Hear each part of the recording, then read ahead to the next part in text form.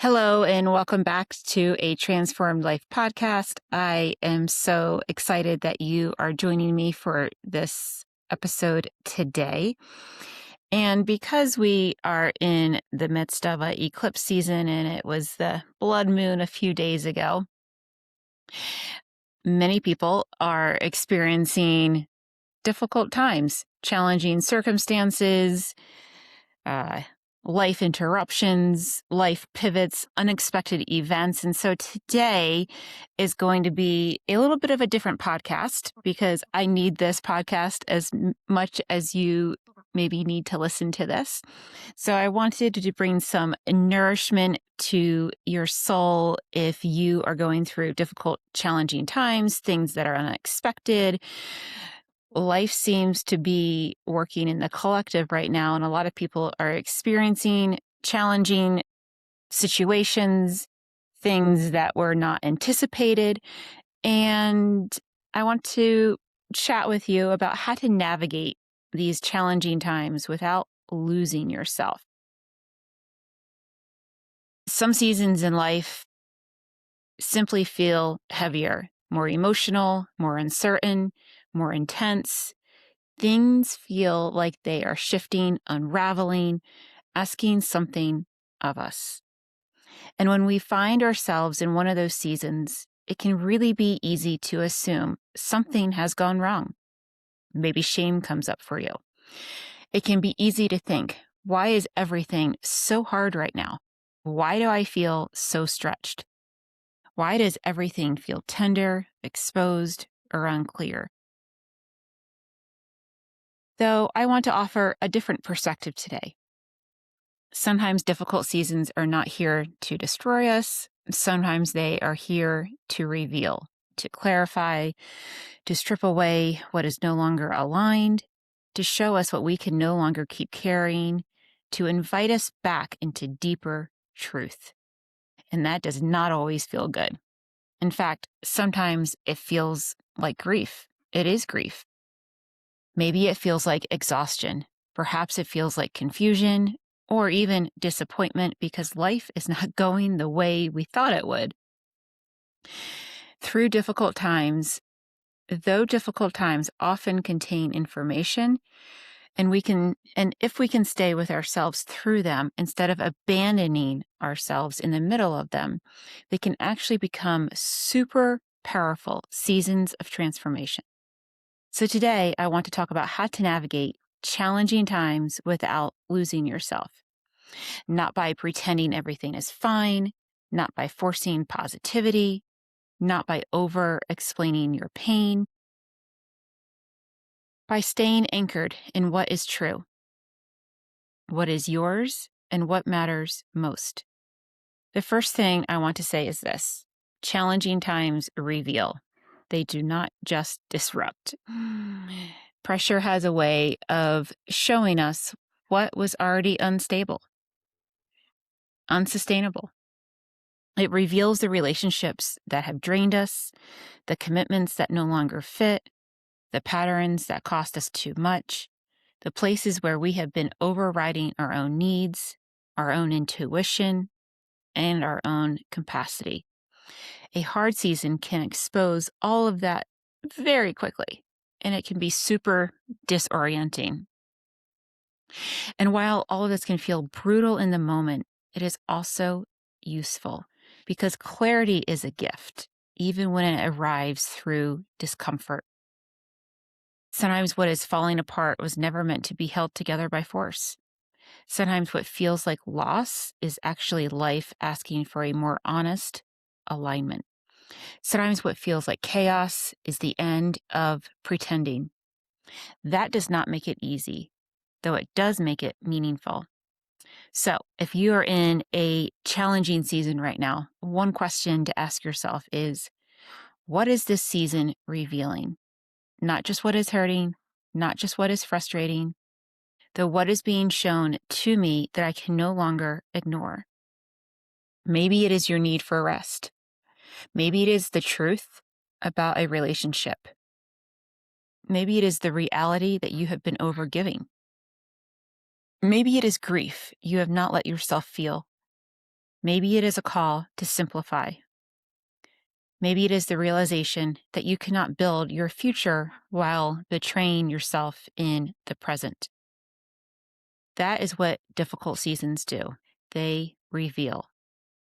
The second thing is this: you do not need all the answers to move wisely. And I think a lot of people believe they need full clarity before they can make a proper decision. They think, once I know exactly what is happening, once I have the whole plan, once I feel calm and certain, then I will know what to do. And clarity doesn't work like that. Clarity works by action, especially in challenging times. Sometimes wisdom is not having the full map. Sometimes wisdom is simply making the next honest decision, the next grounded choice, and most importantly, the most self-respecting decision. Sometimes the next step is not glamorous at all. It is pausing, it is sleeping, it is saying no, it is not sending the text, or maybe it is sending the text. It is canceling the thing, it is asking for help and receiving help. It is telling the truth. It is deciding that just because something once fit does not mean it still does. You do not need to force certainty. You need enough self-trust to stay present with what is true today. That is often what navigating hard seasons really looks like. It looks less like some dramatic breakthrough and more like a series of small, honest choices. A series of moments where you stay connected to yourself instead of panicking your way into the next thing. A series of decisions where you choose integrity over urgency. And that matters. Because when life feels unstable, the temptation is to escape yourself, to numb, to grasp, to chase reassurance, to overfunction, to say yes too fast, to fix what is not yours, to perform strength instead of practicing it. The real strength in difficult seasons often looks quieter than that. It looks like staying. It looks like staying with yourself, staying with reality, staying with what your body, your spirit, your life, and your soul are trying to tell you. And the third thing I want to talk about is boundaries, because hard seasons make boundaries essential. When life is easy, people can sometimes get away with loose boundaries for a while. They can overgive, overbook, overexplain, overextend, overfunction. They can ignore their own limits because maybe there's enough energy to keep doing it. Though challenging times expose the true cost of that. When you are carrying a lot, your energy becomes precious. Your attention becomes precious. Your peace becomes paramount. And that is usually when boundaries stop being a nice idea and start becoming absolutely necessary, an integral part of your life, of your framework, of your human system.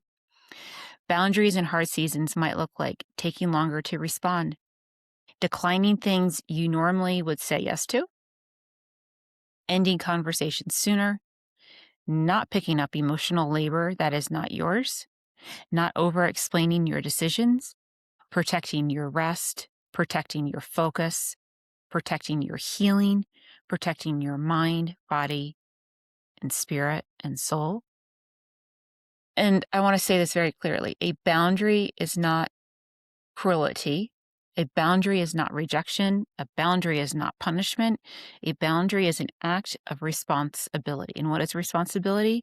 The ability to respond. A boundary is not a reaction. It's a response. It says, I know what I can carry right now. I know what I cannot. I know what keeps costing me too much.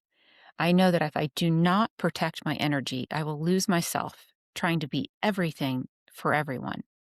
And that is never healthy. And that is not noble. And it's certainly not sustainable. Some people will not like your boundaries. Some people benefited from your lack of them.